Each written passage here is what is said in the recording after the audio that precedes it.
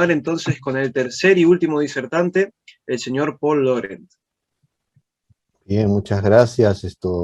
Antes que nada, saludar a los presentes, a Tatiana Ayala, a Alberto Medina, eh, y me he emocionado también con lo que señala el doctor Carlos Moratorio, a quien no conozco personalmente, y aquí le envío un saludo inmenso, porque una de las cosas que más me emocionaron de chico, porque cuando ocurrió lo de Malvinas fue el año 82, yo tenía 10 años, eh, ese es algo que lo tengo clarísimo en la medida en que yo no vivo en Lima, estoy a cierta distancia, vivo en el puerto del Callao, y cuando voy con mi padre, debe ser, no recuerdo exactamente con quién, por la avenida Arequipa, donde queda la embajada argentina, que también es una embajada con una fachada rosada,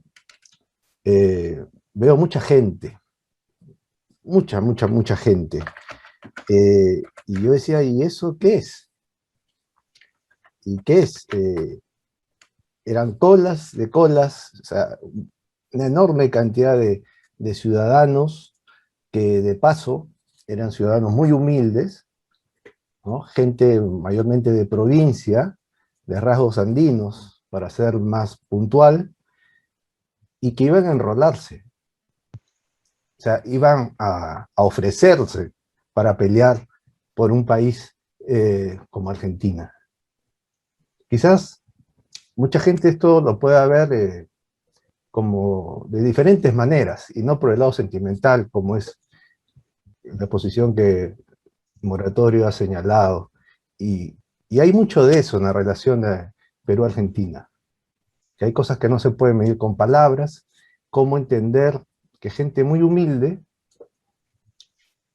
gente que viene de las serranías, a ofrecer su vida para servir por otro país, entre comillas, otro país, ¿no? Y eran cuadras de cuadras. Eso es algo que lo tengo muy grabado, y cuando señalaba con emoción Carlos Moratorio esta situación de la guerra, eh, esto me vino a la cabeza en el acto, y siempre lo tengo presente, ¿no? Siempre lo tengo presente. Quizás los argentinos no saben esa parte, solo conocen la parte diplomática, lo de Belaúnde, que es colosal, es inmenso, ¿no? Pero esta parte de la gente, del ciudadano, incluso del ciudadano que se siente excluido, y que hoy en día nos ha puesto en un reto mayor a todos los peruanos, eh, tuvo ese gesto hace ya casi prácticamente 40 años, ¿no? Así que quería recordar eso.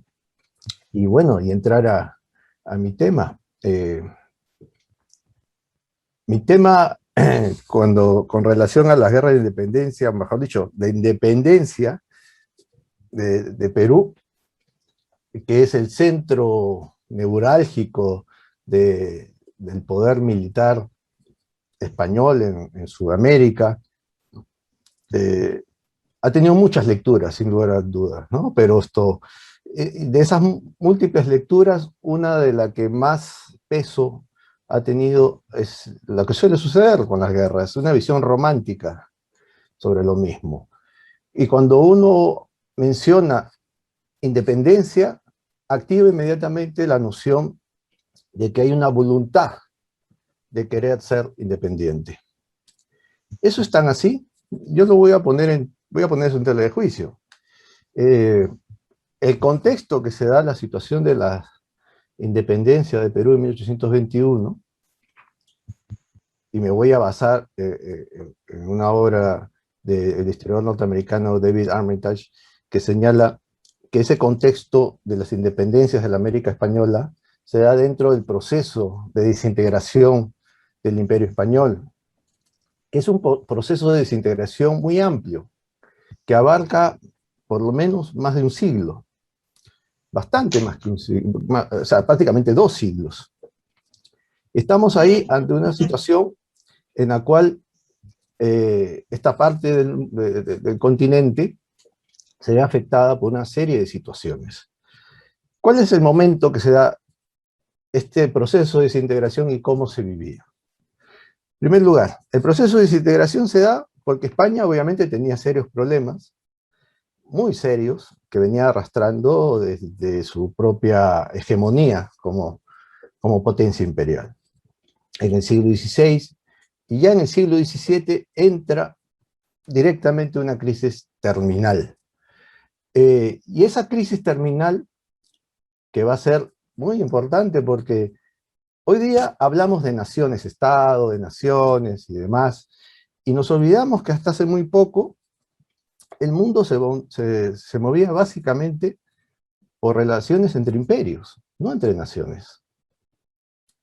Y yo quiero que eso se tenga presente para poder entender cuál es el contexto que les quiero ofrecer con mi lectura sobre la independencia del Perú, y creo que eso arrastra en general a las independencias de nuestros países. Nuestros países, o el caso peruano puntualmente, no surge de una visión voluntarista de querer ser independiente. Como lo señalé al comienzo, al ser un centro militar y político del dominio español en esta zona, obviamente la fuerza de esa, entre comillas, independencia va a venir del exterior. Y ese es el motivo por el cual San Martín llega, y después Bolívar, a afianzar lo que se estaba dando en el campo de batalla, ¿no? Las guerras de independencia. Esta situación es sumamente importante tenerlo presente, porque yo creo que va a marcar muchas de las cosas que a los latinoamericanos nos va a ocurrir en líneas generales. Cuando se da la independencia de Perú, en 1821, ese proceso de decadencia del imperialismo español, en esta parte de América del Sur, tiene un correlato socioeconómico bien claro. No es el mejor momento de Perú en ese momento, del virreinato peruano. Hay una crisis económica seria, hoy día se habla ya incluso de una fuerte descapitalización de ese momento, de inflación, y esta situación se daba ya antes de la guerra de la independencia propiamente dicha. Es decir, tenemos una crisis social y económica fuerte, y a su vez tenemos un contexto internacional en el cual el sistema imperial español se repliega, está totalmente afectado, ¿no? Esta crisis terminal de los imperios, hay que tenerlo presente, había comenzado precisamente en el Imperio Español, pero en Europa, al norte de Europa. Serán los Países Bajos, lo que hoy día vulgarmente conocemos como Holanda, pero su nombre original en ese momento, siglo XVI, XVII, cuando se da una larga guerra de independencia en los Países Bajos. Su nombre original es las 7 provincias de los Países Bajos.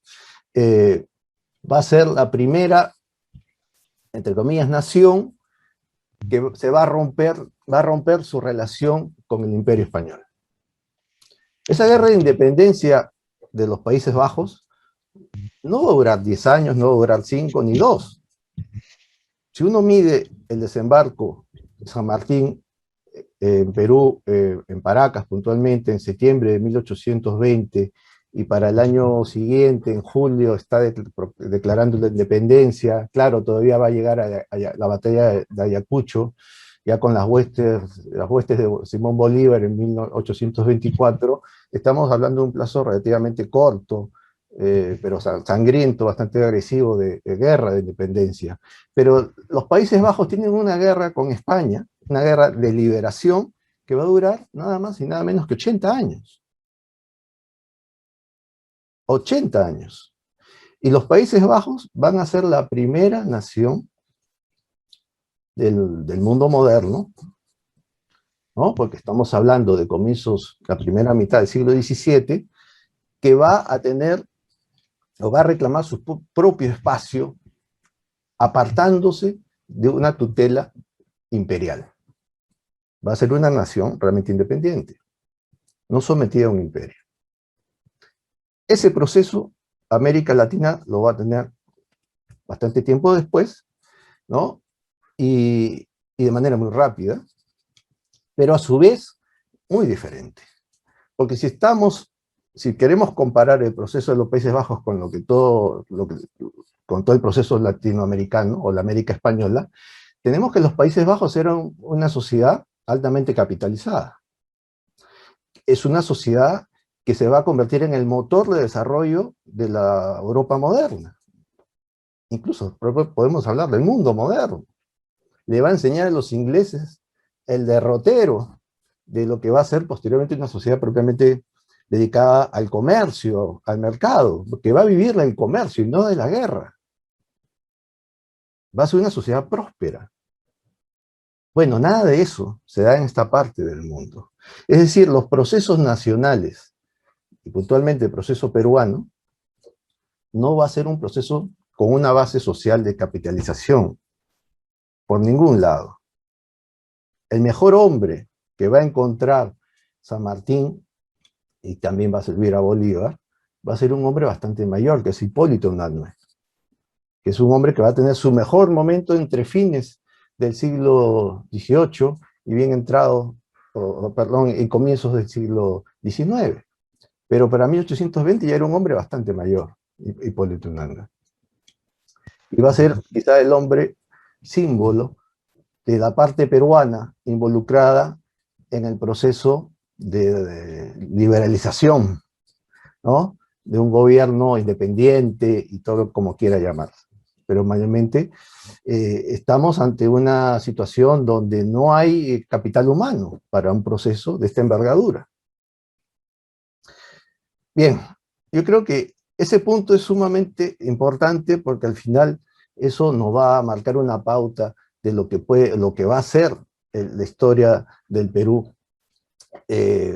Todo el siglo XIX, buena parte del XX, y nos va a hablar de los problemas que tenemos hoy en día también, que es la falta de una institucionalidad totalmente capaz de coaligar las diferencias sociales, capaz de hacer que el país pueda mantener periodos de crecimiento y capitalización a largo plazo, porque precisamente no hay esa base. Obviamente, como digo, no fue el mejor contexto para una guerra, para una independencia en líneas generales. Si es que incluso comparamos ya no con los Países Bajos, sino con América del Norte, incluso.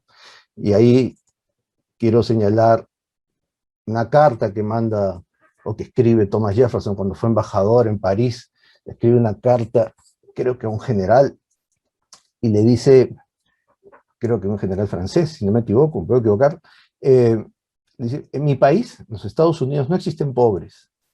En mi país, en los Estados Unidos, cada quien tiene un empleo, cada quien tiene una vivienda, tiene un pedazo de tierra para trabajarla. Bueno, esa situación no se daba en esta parte de América.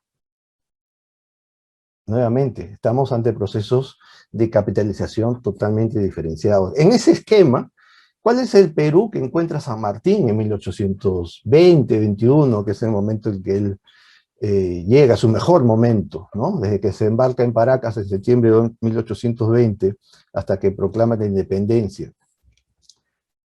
El historiador Eduardo Torres Arancibia, que es un joven historiador muy interesante, en una conferencia de hace muy pocas semanas, señalaba que cuando San Martín llega a Lima, escucha una misa en la iglesia de Santo Domingo, en el centro de Lima, y en la misa lo que estaba escuchando no era precisamente un saludo y bienvenida a su presencia.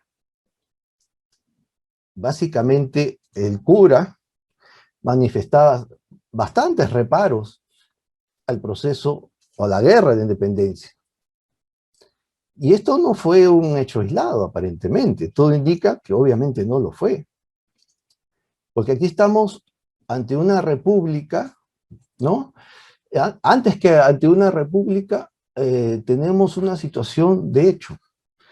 Y esa situación de hecho es que no tenemos una sociedad, no se tenía en ese momento una sociedad con estos, entre comillas, ideales modernizadores que aparentemente, según la narrativa antiespañola del siglo XIX, se tenían. ¿Y cuáles eran? Los del consenso social, básicamente los ideales de la ilustración, y se vendió esa idea hasta hoy en día. Obviamente no había nada de eso. La sociedad peruana de ese momento estaba más apegada a una resistencia barroca, escolástica, que ante una visión afrancesada. Y esto quiero señalar aquí un aporte muy importante de un historiador argentino que vivió muchos años en Europa y en Estados Unidos, Otto Carlos Stoesser, en un libro muy valioso que habla titulado Las raíces escolásticas de la emancipación de la América Española, publicado creo que originalmente en inglés, pero este autor, que es realmente muy, muy importante, nos presenta una lectura totalmente distinta a la convencional. ¿Y qué es lo distinto que presenta Stoesser?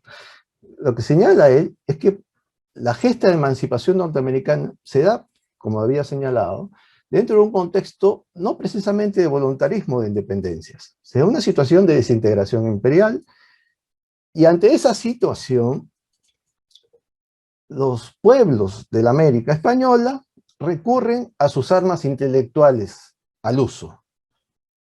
Y ahí no estaba ni Rousseau, ni Voltaire, ni ningún ilustrado.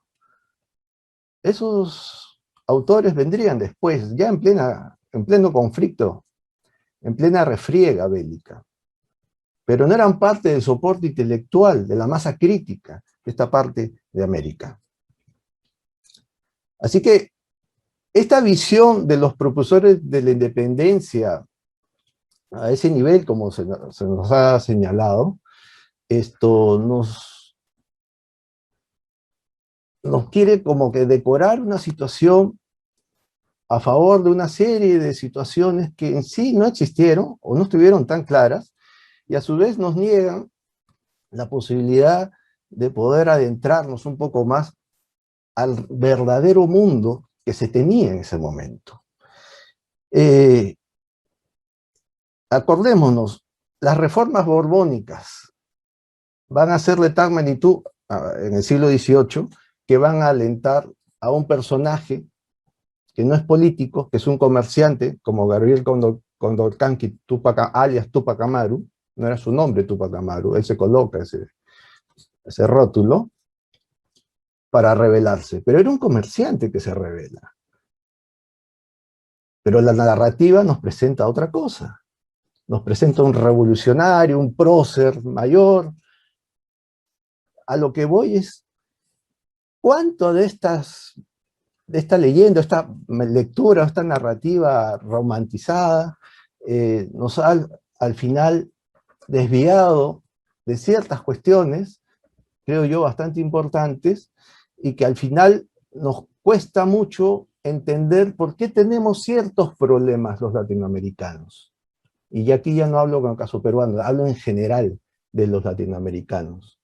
¿Por qué cada vez que estamos cerca de lograr el desarrollo, o la vía clara ya al desarrollo, algo pasa y retrocedemos de manera brutal? Yo creo que eso se da precisamente por esta falla de origen.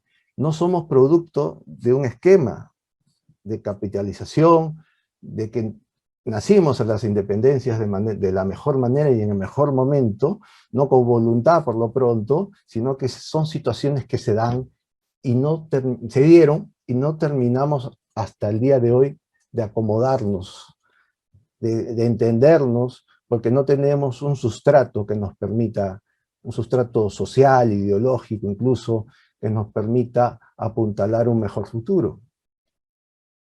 Entonces, para no extenderme, porque creo que ya me toca parar un poco, la pregunta aquí es, al final, ¿qué es lo que sustenta esta frágil institucionalidad republicana? Lo que sustenta son más sueños que realidades. Y para terminar, no nacimos al mundo de la independencia buscando defender un mundo, como sí ocurrió en América del Norte, que los padres fundadores buscaron defender un mundo, y lo defendieron, y al defenderlo crean otro.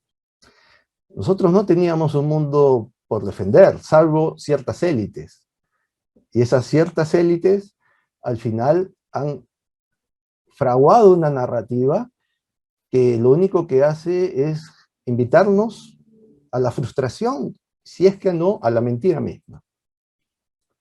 Porque para apostar a un mundo mejor tenemos que soñar. No tenemos un mundo a defender propiamente dicho, salvo algunas experiencias. Algunos países podrán recordar su mejor momento. Argentina a fines del siglo XIX, comienzo del siglo XX, Chile hasta hace muy poco, pero Chile no llegó a tener nunca el nivel de capitalización que tuvo Argentina hace 100 años. Y Perú, que tiene un proceso de capitalización de reciente data y que benefició a mucha gente, pero sigue siendo poco. Entonces, esos problemas tienen su origen en este momento, comienzo del siglo XIX. Y bueno, no quiero abusar más del tiempo, así que agradecer, y si hay preguntas, encantado, si no, igualmente. Muy bien, muchísimas gracias, Paul. También